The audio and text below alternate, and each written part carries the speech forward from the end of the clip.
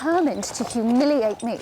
She's determined to make me look selfish and stupid. I didn't offer to go and live with her because I was ill. The old woman's head is crammed full of pother and untruth. I should have guessed she'd try and blindside us with some nonsense, but that's just so cruel.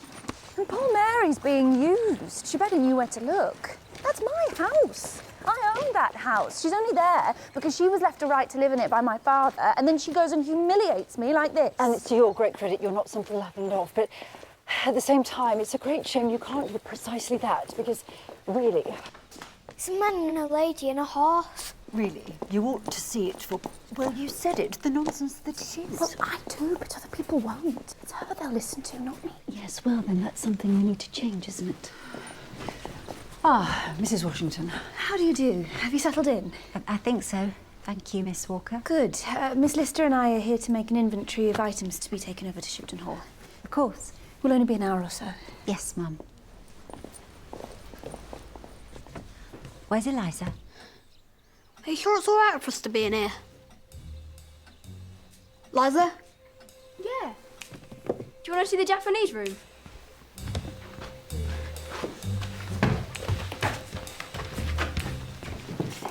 The thing that nobody understands is, apart from the fact that, yet again, the whole family's been consulted and I'm reduced to nothing but a difficult invalid who can't do anything useful or proper, is the effect this all has on me.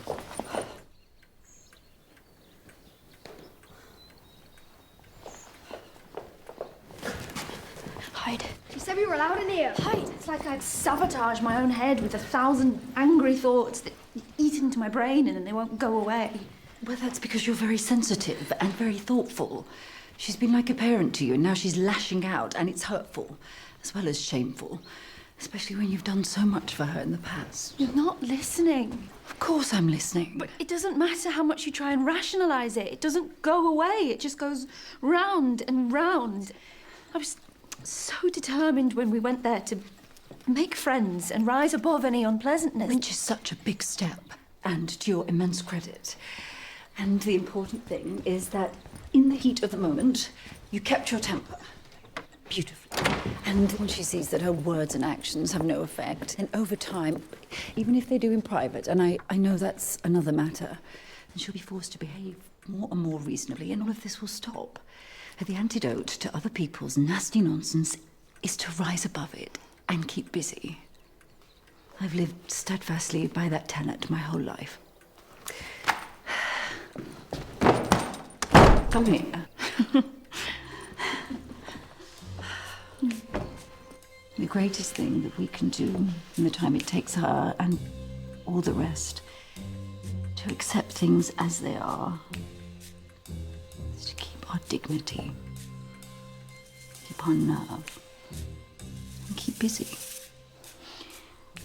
Just like you've been advised by Dr. Balcom. Mm-hmm. What are you doing?